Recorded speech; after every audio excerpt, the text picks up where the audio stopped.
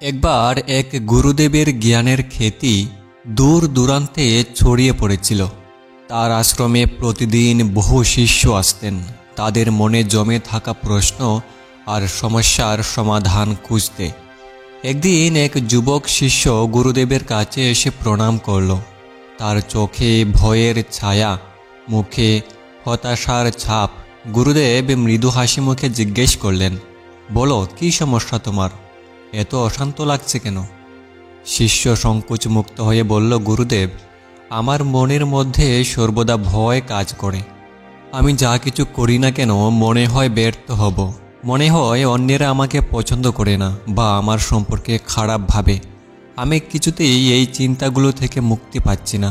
এ ভয় আমাকে কষ্ট দিচ্ছে, শান্তি কেড়ে নিচ্ছে। আপনি যদি সাহায্য না করেন, আমি কিভাবে এ থেকে বের হব? গুরুদেব গভীর মনোযোগ দিয়ে শিষ্যের কথা শুনলেন। তার চোখে করুণার আলো জ্বলছিল, যেন তিনি শিষ্যের সমস্যার গভীরে প্রবেশ করেছেন। গুরুদেব বুঝতে পারলেন শিষ্যের আসল সমস্যা তার মনের দুর্বলতা, আত্মবিশ্বাসের অভাব। কিছুক্ষণ চুপ থাকার পর তিনি মৃদু হেসে বললেন, তোমার সমস্যার সমাধান আছে, তবে সমাধানের পথটি তোমাকেই খুঁজে নিতে হবে। আমি তোমাকে একটি কাজ দেব, তুমি যদি মনোযোগ দিয়ে সেটি করো তবে নিজের উত্তর নিজেই পাবে। শিষ্য একটু অবাক হলো। সে ভেবেছিল গুরুদেব তাকে কোনো সরাসরি সমাধান দেবেন, কিন্তু গুরুদেবের প্রতি তার অগাধ আস্থা ছিল। সে মাথা নত করে বলল, আপনার আদেশ দিন গুরুদেব, আমি সেটি করার জন্য প্রস্তুত। গুরুদেব ধীরে ধীরে উঠলেন এবং একটি জ্বলন্ত প্রদীপ নিয়ে এলেন। প্রদীপের শিখাটি মৃদু আলো ছড়াচ্ছিল, যা আশ্রমের ঘরে এক শান্ত পরিবেশ তৈরি করেছিল। প্রদীপটি শিষ্যের হাতে তুলে দিয়ে গুরুদেব বললেন, এই প্রদীপটি নাও, এটি নিয়ে আশ্রমের দক্ষিণ ঘরে যাও, তবে মনে রেখো প্রদীপের আলো যেন কোনোভাবেই নিভে না যায়। শিষ্য এক দৃষ্টিতে প্রদীপটির দিকে তাকালো। তার মন নানা চিন্তায় ভরে উঠল। কেন আমাকে এই কাজ দেওয়া হলো? এটা কি আমার সমস্যার সমাধানের পথ হতে পারে? সে ভাবল। তবুও গুরুদেবের উপর তার বিশ্বাস তাকে পথ দেখালো। সে দৃঢ়ভাবে প্রতিজ্ঞা করল, আমি আলো নিভতে দেব না, যাই ঘটুক না কেন। শিষ্য গভীর মনোযোগ দিয়ে প্রদীপটি হাতে তুলে নিল এবং আশ্রমের দক্ষিণ ঘরের দিকে ধীর পায়ে হাঁটতে শুরু করল। শিষ্য ধীরে ধীরে প্রদীপটি হাতে নিয়ে আশ্রমের দক্ষিণ ঘরের দিকে এগিয়ে গেল। প্রদীপটি ছোট হলে ওই শিখাটি একদম নিখুঁতভাবে জ্বলছিল। শিষ্যের মনে এক অদ্ভুত দ্বিধা কাজ করছিল। এই সাধারণ প্রদীপ বহনের কাজটি কেন তাকে দেওয়া হলো? কিভাবে এটি তার ভয় ও অস্থিরতার সমাধান করতে পারে? যতই সে হাঁটতে লাগলো, ততই তার মন চিন্তায় ভরে উঠল। সে ভাবল, যদি বাতাস এসে প্রদীপ নিভিয়ে দেয়, যদি হঠাৎ কোনো ভুল করে ফেলি, গুরুদেব আমাকে এক কাজ দিয়েছেন, তাই আমি যদি এত ব্যর্থ হই তবে গুরুদেব নিশ্চয়ই হতাশ হবেন। এইসব ভাবনার মধ্যেও সে ধীরে ধীরে হাঁটছিল, যাতে প্রদীপের শিখাটি স্থির থাকে। সে খেয়াল করল আশ্রমের পথটি বেশ সরু এবং কিছু স্থানে বাতাস একটু বেশি প্রবাহিত। শিখাটি মাঝে মধ্যে কেঁপে উঠেছিল। শিষ্য তখন আরও সতর্ক হয়ে গেল। হাঁটতে হাঁটতে সে দেখতে পেল আশ্রমের এক কোণে একটি ছোট জানালা খোলা, সেখান দিয়ে হালকা বাতাস ঢুকছে। শিষ্য দ্রুত জানালাটিকে বন্ধ করল এবং ভাবল, আমি কিছুতেই এই প্রদীপ নিভতে দেব না।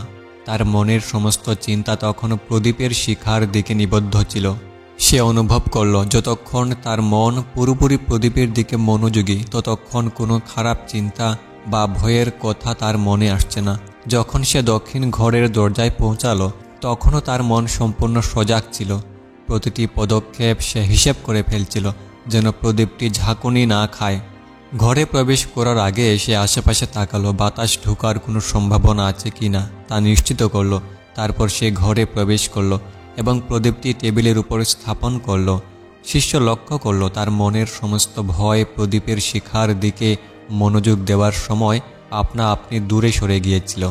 সে নিজেই অবাক হলো কিভাবে একটি সাধারণ কাজ তাকে এত শান্ত ও কেন্দ্রীভূত করে তুলতে পারে। এই কাজ করতে করতে শিষ্যের মনে এক নতুন ভাবনার জন্ম হলো। যদি আমি এই প্রদীপের মতো আমার মনকেও একটি আলো হিসেবে ধরে রাখি, তবে ভয় আর নেতিবাচক চিন্তা কখনোই আমাকে অন্ধকারে নিমজ্জিত করতে পারবে না। শিষ্য কাজটি সম্পন্ন করে ফিরে যাওয়ার পথে আরও আত্মবিশ্বাসী বোধ করছিল। তার মনে এক অদ্ভুত শান্তি কাজ করছিল, যেন সে কিছু গুরুত্বপূর্ণ উপলব্ধি করতে চলেছে। দক্ষিণ ঘরে প্রদীপটি স্থাপন করে শিষ্য কিছুক্ষণ চুপচাপ দাঁড়িয়ে রইল। তার মন এখনও প্রদীপের শিখার দিকে নিবদ্ধ। বাতাসের সামান্য ঝাপটাও যেন প্রদীপের আলো নিভিয়ে না দেয়, সে তা নিশ্চিত করতে সর্বোচ্চ চেষ্টা করছিল। তার সমস্ত মনোযোগ, সমস্ত শক্তি এখন প্রদীপের দিকে কেন্দ্রীভূত। এই সময় শিষ্যের মধ্যে একটি অদ্ভুত অনুভূতি কাজ করল। সে ভাবল, এই ছোট প্রদীপের শিখাকে বাঁচিয়ে রাখতে আমি এতটা মনোযোগী হলাম, অথচ আমার নিজের মনের আলো, আমার আত্মবিশ্বাস, আমি সেটির যত্ন নেইনি। আমি ভয় আর নেতিবাচক চিন্তাকে মনের প্রদীপ নিভিয়ে দেওয়ার সুযোগ দিয়েছি। প্রদীপটি আগলে রাখতে গিয়ে শিষ্য উপলব্ধি করল তার ভয়ের অনেকটাই কেবল তার মনোজগতে তৈরি। যখন সে সম্পূর্ণ মনোযোগ দিয়ে প্রদীপের শিখার দিকে নজর রেখেছে, তখন কোনো নেতিবাচক ভাবনা বা অশান্তি তার মনে প্রবেশ করতে পারেনি। সে নিজেই অবাক হয়ে ভাবল, আমার ভয়গুলো আসলে কোনো শক্তিশালী বাস্তব বিষয় নয়, এগুলো শুধুই আমার মনকে দুর্বল করার জন্য তৈরি হয়েছে। মনোযোগের অভাবই এসব ভয়কে শক্তি দিয়েছে। কিছুক্ষণ পরে শিষ্য তার কাজ সম্পন্ন করে প্রদীপটি হাতে নিয়ে ঘর থেকে বের হয়ে আবার আশ্রমের প্রধান কক্ষে ফিরে আসার জন্য প্রস্তুত হলো। এবার সে হাঁটছিল অনেকটা আত্মবিশ্বাসী ভঙ্গিতে। বাতাসের ঝাপটা নিয়ে আর আগের মতো তার মনে আতঙ্ক নেই। সে জানত যতক্ষণ সে সতর্ক থাকবে, যতক্ষণ তার মনোযোগ প্রদীপের শিখার উপর থাকবে, ততক্ষণ কোনো সমস্যা হবে না। এই অভিজ্ঞতা তাকে একটি মূল্যবান শিক্ষা দিল। শিষ্য উপলব্ধি করল তার ভয় ঠিক ততটাই শক্তিশালী যতটা সে সেটিকে গুরুত্ব দেয়। যখন তার মন অন্য কিছুতে নিবদ্ধ থাকে, তখন ভয় আর অস্থিরতা আপনা আপনি দূর হয়ে যায়। তার মন শক্তিশালী, কিন্তু দুর্বলতা আসে তখন যখন সে নিজের শক্তি ভুলে যায়। শিষ্য ধীরে ধীরে আশ্রমের প্রধান ঘরে ফিরে আসতে শুরু করলো। তার মনের মধ্যে প্রশ্ন আর দ্বিধা কমে গিয়ে নতুন এক উপলব্ধি জায়গা করে নিচ্ছিল। তার মনে হচ্ছিল এই প্রদীপের কাজ শুধু একটি পরীক্ষা নয়, এটি তার জীবনের জন্য একটি গুরুত্বপূর্ণ শিক্ষা। শিষ্য ধীরে ধীরে প্রদীপটি হাতে নিয়ে আশ্রমের মূল কক্ষে ফিরে এলো। প্রদীপের শিখা তখনও জ্বলছিল, একটুও নিভেনি। শিষ্যের মুখে এক ধরনের প্রশান্তি আর আত্মবিশ্বাসের ছাপ দেখা যাচ্ছিল, কিন্তু তার মনের ভেতরে এখনও অনেক প্রশ্ন ছিল। সে গুরুদেবের সামনে প্রদীপটি রাখল এবং প্রণাম করে বলল, গুরুদেব, আমি প্রদীপটি নিভতে দেইনি। আমি আপনার আদেশ পালন করেছি, তবে আমি কিছু বুঝতে পারিনি এই কাজটি কেন আমাকে করতে দিলেন। এটি কিভাবে আমার সমস্যার সমাধান? গুরুদেব মৃদু হেসে বললেন, তোমার কাজটি ভালোভাবে শেষ হয়েছে। এবার আমাকে বলো, যখন তুমি প্রদীপটি হাতে নিয়ে দক্ষিণ ঘরে গেলে তোমার মন কেমন ছিল? শিষ্য চিন্তা করে বলল, গুরুদেব, আমার মন প্রথমে অনেক চিন্তায় ভরে ছিল। আমি ভয় পাচ্ছিলাম যদি বাতাস এসে প্রদীপের আলো নিভিয়ে দেয়। আমি প্রতিটি পদক্ষেপ খুব সাবধানে নিয়েছি।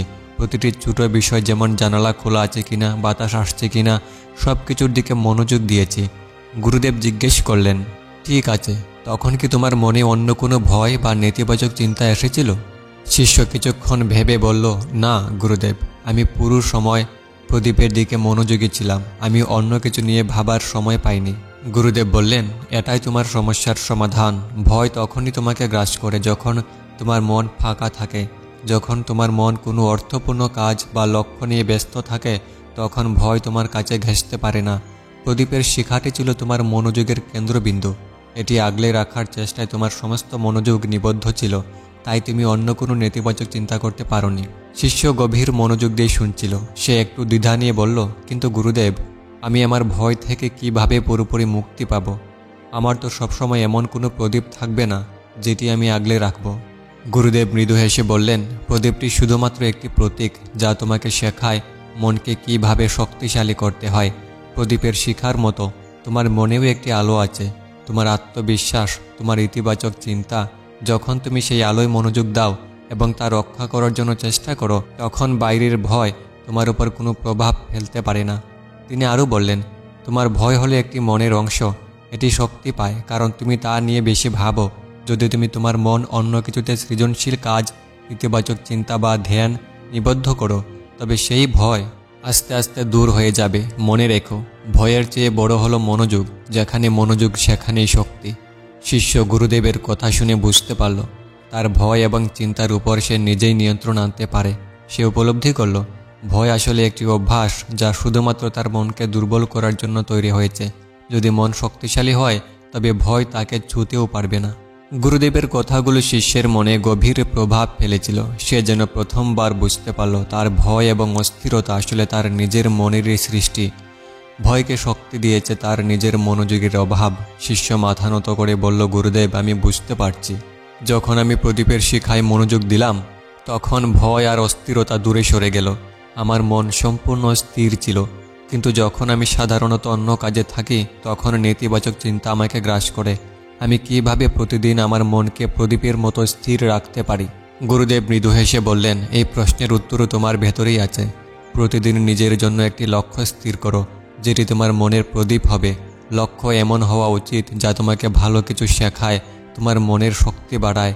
এটি হতে পারে ধ্যান, সৃজনশীল কাজ, প্রার্থনা বা অন্য কোনো ইতিবাচক অভ্যাস। যখন তোমার মন কাজগুলোর দিকে নিবদ্ধ থাকবে তখন ভয়ের কোনো স্থান থাকবে না। তিনি আরও বললেন, মনে রাখবে, জীবন একটি প্রদীপের মতো। যদি তুমি একে আগলে না রাখো তবে বাতাস, যা ভয়, দুশ্চিন্তা আর নেতিবাচক চিন্তার প্রতীক, একে নিভিয়ে দিতে চাইবে। কিন্তু যদি তুমি সতর্ক থাকো এবং মনের প্রদীপ জ্বলতে দাও তবে কোনো অন্ধকারই তোমাকে স্পর্শ করতে পারবে না। শিষ্য মাথা তুলে গুরুদেবের দিকে তাকালো।